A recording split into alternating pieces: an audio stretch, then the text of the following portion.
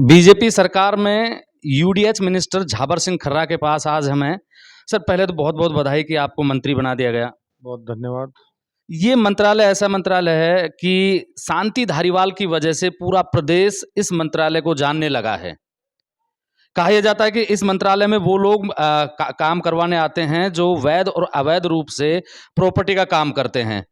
जो अवैध करते हैं वो पैसे के लेन देन से और अपने जो बिचौलियों के माध्यम से मंत्रियों से सेटिंग कर लेते हैं। क्या आपके राज्य में कुछ बदलाव रहेगा? पिछले 1 डेढ़ महीने में आपने देखा होगा बदलाव जो हो रहा है। दलालों का कहीं दूर दूर तक अता पता नहीं चल रहा है और जो गलत काम पिछले काल में हुए हैं उनकी जांचें हो रही हैं। नहीं, जब आप विपक्ष में थे, भारतीय जनता पार्टी विपक्ष में थी और शांति धारीवाल यूडीएच मिनिस्टर थे, तब बीजेपी उन पे बड़े आरोप लगाती थी कोटा को लेके या इस विभाग में जितने भी काम होते थे उनको कि बिना पैसे लिए दिए कोई काम नहीं हो रहा। आपने कोई बदलाव करने की कोशिश की और किस तरीके से बदलाव कर रहे हैं? बदलाव हमने बहुत सारे किए हैं। 1 फरवरी से आम जनता के जितने भी काम हैं वो सिर्फ ऑनलाइन हो रहे हैं, ऑफलाइन बंद कर दिया गया है। लैंड फॉर लैंड हो चाहे और मामले हों, उनकी जानकारी एकत्रित करके जांच करवाई जा रही है। अब जैसे ही रिपोर्ट आएगी तो हमने जो पिछले शासनकाल के समय में जो आरोप लगाए थे, जांच में पुष्टि हो जाएगी। जो संबंधित जो विभाग हैं उनमें अभी तक जब से सरकार बनी उसके बाद में एक भी ट्रांसफर नहीं हुए हैं। ये ट्रांसफर कब तक हो जाएंगे? क्योंकि अधिकारी अगर वही रहेंगे तो उसी तरीके से काम होता रहेगा।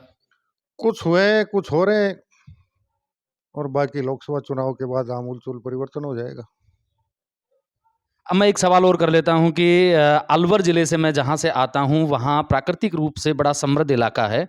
सरिस्का है और अरावली की वादियां हैं। वहां पर कुछ मोटे-मोटे जो बिल्डर्स हैं, जो सरकार में दखल रखते हैं पैसे से या अपने प्रभाव से किसी भी तरीके से, उन लोगों ने पहाड़ी की ज़मीन पर बड़े-बड़े फार्म हाउस बना लिए हैं और भी कई तरीके की जो गतिविधियां हैं, सरकार को बिना रेवेन्यू दिए या लैंड कन्वर्जन के वो लोग बड़े-बड़े फार्म हाउस बना रहे हैं और उनको खरीद और बेच रहे हैं। क्या उन पर कोई कार्रवाई करने की दिशा में कोई काम होगा? जो भी कोई गलत काम हुआ है उसकी शिकायत आएगी या मेरे संज्ञान में आएगी, उन सब पे कार्रवाई हो रही है और भविष्य में भी होगी। लेकिन इसके लिए या तो मेरे कोई ऐसा गलत काम मेरे संज्ञान में है या कोई शिकायत आई है। अब तक जितनी भी शिकायतें हैं सब पे जांचें हो रही हैं। लोग ये कहते हैं कि झाबर सिंह खर्रा बेहद ईमानदार आदमी हैं।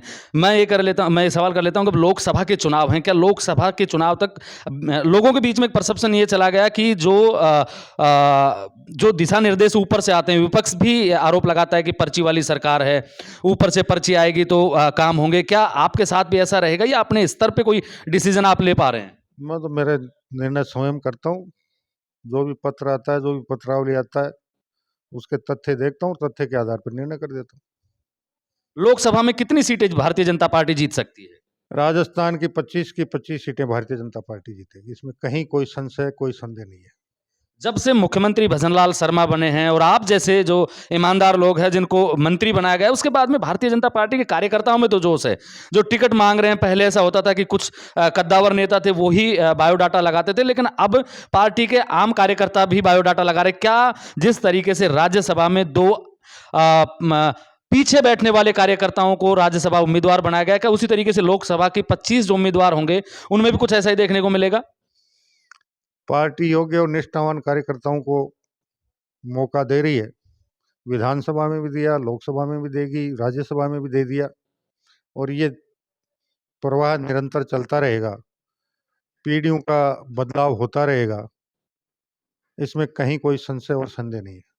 क्या कुछ वर्तमान जो विधायक हैं जिनको मंत्री नहीं बनाया या कुछ विधायक जो चुनाव जीतते जीतते चुनाव हार गए, क्या ऐसे प्रत्याशियों को भी लोकसभा में उतारा जा सकता है या फिर कोई नया पैटर्न है भारतीय जनता पार्टी का कि उसी आधार पर टिकटें मिलेंगी? कार्यकर्ताओं की राय, जनता की राय जिसके पक्ष में ज़्यादा होगी उसको टिकट मिलेगी। शांति धारीवाल के आरोपों का क्या होगा? क्या उन पर जांच करवाई जाएगी? चल रही है, बताया ना, जांचें चल रही हैं, जानकारियां एकत्रित हो रही हैं, सब काम होंगे। कहीं कोई संशय नहीं है, चाहे कोई कितना ही प्रभावशाली हो। अगर आपसे किसी को शिकायत करनी हो तो उसका माध्यम क्या है? यहाँ आकर करनी पड़ेगी या फिर लिखित शिकायत के बगैर मैं जवानी जमा खर्च में बिल्कुल विश्वास नहीं करता। जो भी लिखित शिकायत मेरे पास तथ्यात्मक आ रही है, उसकी तथ्यात्मक जाँच करवा कर कार्रवाई करवा रहा हूँ। ये हैं झाबर सिंह खर्रा जो यूडीएच मिनिस्टर हैं। इनका कहना है कि अगर आपको कोई शिकायत करनी है तो लिखित में कीजिए और उस पे कार्यवाही तथ्यात्मक तथ्यों के साथ में आप अपनी लिखित में शिकायत दीजिए, उसकी कार्यवाही का पूरा पूरा आश्वासन दे रहे हैं। लोग कहते हैं कि ईमानदार हैं। अब 5 साल का कार्यकाल है, अगर आपको लगता है कि पिछली सरकार में कहीं कोई गड़बड़ियां हुई हैं, आपकी बात सुनी नहीं गई, आपसे रिश्वत लेके या दूसरे ने रिश्वत देके कोई काम करवाए हैं, तो आप यूडीएच मिनिस्टर के पास अपनी शिकायत भेज सकते हैं। आप मेरे साथ देख रहे हैं ब्लैक एंड व्हाइट सच। मैं महेंद्र यादव। जय हिंद, जय भारत।